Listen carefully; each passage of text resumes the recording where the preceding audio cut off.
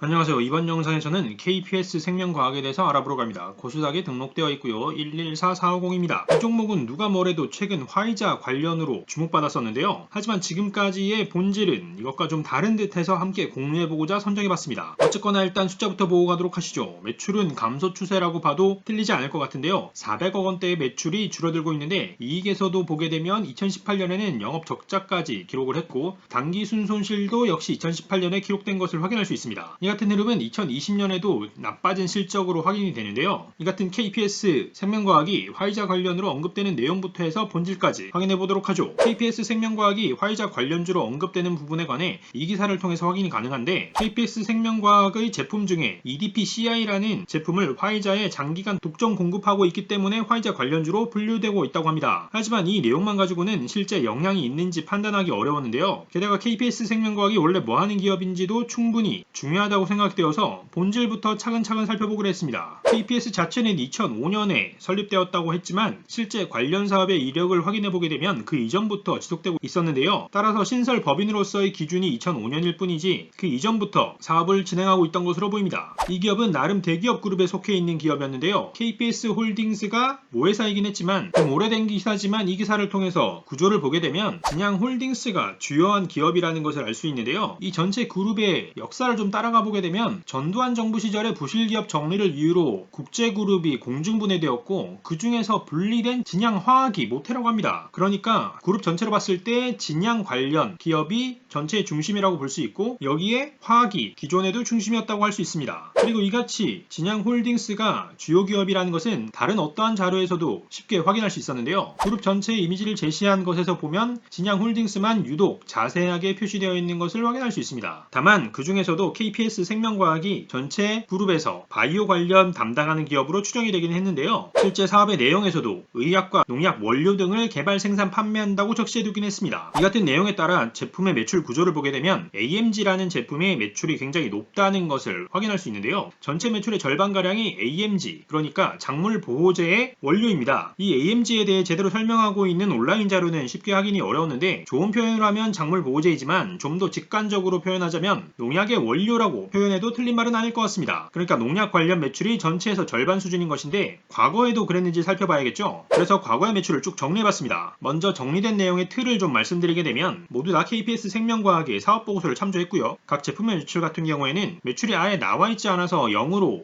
기입한 것도 있긴 하지만 특정 수준의 매출이 나오기 전까지는 기타 매출에 포함되어 있을 수도 있기 때문에 해당 기간의 매출이 0이라고 해서 그 기간에 매출이 없었다고 보기는 어려울 것 같습니다. 그렇기 때문에 0이었다고 해서 매출이 없었다고 해석하면 안 될 것 같고요. 이와 함께 한 가지 더 말씀드리고 싶은 것은 2009년의 경우에는 사업보고서 자체에서도 부분과 부분의 합이 일치하지 않아서 제가 따로 합계를 적시하진 않았습니다. 이를 토대로 과거부터 자료를 보게 되면 가볍게 가장 먼저 눈에 띄었던 것은 과거에는 상품 매출이 꽤나 있었던 것이 눈에 띄었고요. 이로 인해서 2010년대 초반의 경우에는 기업의 매출이 500억대를 넘긴 적도 있긴 했었지만 2014년 이후에는 상품 매출이 전혀 없었고요. 그러니까 만들어서 판매하는 제품만 있었다는 것이죠. 그렇다면 이 같은 제품에 집중하는 것이 당연히 맞아 보이는데 2019년까지 가장 중요했던 제품군은 AMG가 틀림없어 보입니다. AMG를 보게 되면 꾸준하게 회사의 주요 매출로서 역할을 해온 것을 알 수가 있는데요. 이 같은 작물 보호제로서 AMG만 있었던 것은 아닙니다. 바로 CCIM이라고 불리는 이 제품 역시도 작물 보호제인데요. CCMI 같은 경우에도 꾸준하게 보게 되면 주요한 매출을 차지했음을 알 수 있습니다. 특히 2013년 이후에는 전체 매출에서 중요한 부분을 꾸준하게 차지해왔음을 알 수가 있죠. 2011년부터 보더라도 AMG와 CCIM 두 제품의 합이 200억을 꾸준하게 넘겨왔기 때문에 전체 매출에서 50% 수준 그 이상을 꾸준하게 기록해왔습니다. 그렇다면 이 제품들에 대해서 좀 알아봐야겠죠. 먼저 CCIM부터 보게 되면 작물 보호제, 그러니까 농약 관련 제품으로서 전량 일본에 수출하는 시아조파미드의 핵심 중간체라고 밝히고 있었는데요. 시아조파미드에 대해 대중적으로 이해할 수 있는 자료는 식약처 자료 정도로 보였는데 과일과 채소 등에 적용하는 제품이라고 합니다. 그러니까 과일과 채소 등에 시아조파미드가 얼마나 잔류하고 있는지 확인하는 것으로 보이는데요. 그러니까 채소나 과일에 잔류하면 안 되는 물질이 아닌가 싶습니다. 그래서인지 한동안 높아졌던 매출이 2018년부터 줄어들어서 2019년에는 대폭 줄어든 것을 확인할 수 있습니다. 그리고 2020년에는 따로 기재하지 못하는 수준까지 떨어진 것으로 보이는데요. 과거에는 전체 매출에서 CCIM이 차지하는 비중이 비중이 꽤나 높았다 보니까 CCIM 매출 부진이 전체 매출 감소에 크게 영향을 끼치고 있었습니다. 그렇다면 AMG는 어떨까요? AMG 역시 작물 보호제인데 전량 미국에 수출한다고 합니다. 독특하게 2003년부터 아리스타사의 요청에 의해 제조되었다고 하는데요. 관련 사업의 목적을 유일하게 확인할 수 있었던 온라인 자료에서는 미국 등에서 사탕수수 나무의 제초제로 사용된다고 했었는데요. 사탕수수 나무 같은 경우에는 최근 식품 용도만큼이나 바이오 연료로 주목을 받고 있어서 그 덕분에 AMG 매출 같은 경우에는 식품 관련이 아닌 식물의 제초제로서 매출의 영향이 상대적으로 적었던 것 아닌가 추정해 볼 수 있을 것 같습니다. 하지만 코로나 타격은 분명히 받았던 탓인지 2020년 3분기까지 매출을 보게 되면 크게 줄어든 매출을 확인할 수 있는데요. 오히려 희망적으로 보였던 매출은 의약품 관련이었습니다. 무엇보다 먼저 화이자에 독점 공급하고 있다는 EDPCL의 매출이 선방한 것을 확인할 수 있었는데요. 3분기까지의 매출을 토대로 2020년 에스티메이션을 해보게 되면 2019년보다 높은 매출을 가져갈 수 있을 것으로 추정되는 수준이었습니다. 이 같은 EDPCL이 화이자의 코로나 백신과 KPX 생명과학을 직접적 연결하는 매개체라고 한다면 EDPCL에 대한 좀 더 깊은 이해가 필요하겠죠. 이 같은 내용을 당연히 확실하게 확인하기는 어렵습니다. 하지만 추정 근거는 이 블로그를 통해서 조금 확인할 수가 있었는데요. 화이자가 기존에 개발하고 있는 타조신이라는 백신이 있는데 이 타조신의 경우에는 피페라실린과 다른 제품의 복합체입니다. 그리고 EDPCL의 경우에는 피페라실린의 중간체이죠. 그러니까 타조신을 생산하기 위해서 피페라실린이 쓰이고 피페라실린을 생산하기 위해서 EDPCL이 역할을 한다고 볼 수 있습니다. 그리고 이 타조신 같은 경우에는 폐렴 등의 직중 치료제로 사용된다고 하는데요. 그러니까 기존에도 호흡기 치료에 적용되었던 것이죠. 코로나가 호흡기 질환인 것을 감안하자면 충분히 적용 가능성이 있다고 볼 수 있을 것 같습니다. 다만 분명히 전달드리는 부분은 가능성에 대한 부분이지 확실한 것은 아니니까 투자에 대해서는 개인적 판단이 필요할 것 같고요. 아마 확실한 것은 실제 임상이 아니라 생산이 시작되고 나면 폭발적으로 EDPCL의 매출이 늘어나는 모습이 보일 수 있을 텐데 이 같은 모습이 보이기 전에 이미 기관 투자자 등은 다 바닥에서 매집하고 난 뒤이긴 하겠죠. 정보의 비대칭성이라는 것이 참 안타깝습니다. 여하튼 KPX 생명과학에 대해서 좀 더 집중을 해보게 되면 EDPCL 말고도 2020년에는 조영제나 항우울제 등 의약품 관련 매출이 늘어난 것이 2020년의 특징이라고 할 수 있겠는데요. 3분기까지의 매출을 토대로 2020년의 매출을 단순히 추정해보게 되면 매출 자체는 전년 대비해서 크게 줄어들 것으로 추정되고 숫자 자체로도 제품군별로 딱히 늘어나는 제품은 없을 것으로 보입니다. 다만 실제 화이자의 코로나 백신에 EDPCL이 작용을 하고 있다면 이에 대해서는 주목해볼 만하지 않을까 싶은데요. 제품에 따른 매출 구성은 이 정도로 마무리해놓고 기업 자체의 숫자를 좀 더 들여다보도록 하죠. 매출은 등락이 있었는데 AMG 매출이 빠진 것이 2018년에 크게 영향을 끼쳤던 것으로 보이긴 하지만 앞에서 확인했던 것처럼 농약 관련 제품의 매출 감소가 전체 매출 감소를 이끌고 있다고 볼 수 있는데요. 여기에 한 가지 더 눈에 띈 것이 바로 매출 원가율입니다. 90%를 상회하는 수준인데요. 18년에는 무려 99%까지 넘겼습니다. 나는 손해보면서 고객사를 위해 희생하는 수준이었다고 볼 수가 있을 것 같은데요. 다만 매출 원가에 포함된 내역을 보게 되면 일반적으로 판관비에 넣는 연구 개발비까지 원가에 포함되어 있다고 밝히고 있어서 판관비를 보게 되면 매출액 대비 판관비는 비율이 낮은 것을 알 수 있고요. 하지만 어쨌거나 매출 원가와 판관비를 합한 것이 비용이기 때문에 영업이익에 대해서는 아쉬운 모습이 꾸준하게 보여졌습니다. 하지만 영업 외 활동에서 눈에 띄는 것이 있었는데요. 바로 금융수익이었습니다. 매년 금융수익이 영업이익에 준하는 수준 혹은 그보다 높은 수익을 기록하고 있었습니다. 세부 계정으로 보게 되면 매년 이자 수익만 6억 이상 기록되면서 높은 금융수익을 만들어내고 있음을 확인할 수 있었는데요. 덕분에 매년의 영업이익보다 법인세를 차감하기 전에 순이익 혹은 순손실이 좀 더 긍정적임을 확인할 수 있었습니다. 이 같은 결과로 맺어진 단기순이익까지 해서 금융자산의 영향이 컸을 것 같은데 재무상태를 통해서 확인해 보도록 하죠. 재무상태표를 보게 되면 자산은 대동소이하게 유지되고 있는데요. 금융상품이 전체 유동자산에서 3분의 1 정도를 차지하는 수준으로 상대적으로 좀 높은 것을 볼 수 있습니다. 그 외에는 변동성이 높은 현금성 자산을 제외하고는 큰 변화가 없어 보였고요. 이어서 부채를 보게 되면 부채 자체가 높지 않다는 것을 확인할 수 있는데 그래서 부채 비율이 낮다는 것이 눈에 띄었고요. 차입금을 보게 되면 부채 전체에서 차입금의 비중 자체는 높긴 했지만 절대적 금액에서 보자면 부채 자체가 낮기 때문에 우려할 만한 수준은 아니었다고 생각되었습니다. 그리고 자본에서는 손익에서 적자가 나오고 있긴 했지만 아직은 이익잉여금이 100억 이상 쌓여있고 연간 매출 수준이 400억임을 감안할 때 단기순 손실의 규모가 2018년처럼 수십억 수준이라고 한다면 당연히 자본 잠식 상황이 안 나오는 게 좋긴 하겠지만 자본 잠식의 시점을 기준으로 잡더라도 몇 년간의 기간은 남아있다고 보여졌는데요. 그렇다면 최근의 숫자는 어떤지 확인해 보도록 하죠. 자산의 변동 사항에서는 현금성 자산이 소폭 줄어드는 것 외에는 변동에서 크게 눈에 띄는 부분은 없었고요. 부채에서는 부채 자체는 줄었는데 단기 차입금이 늘어나는 것이 눈에 띄었습니다. 자본에서는 크게 눈에 띄는 게 없었는데 손익을 이어서 확인해 보도록 하죠. 매출은 전년 대비 60% 수준으로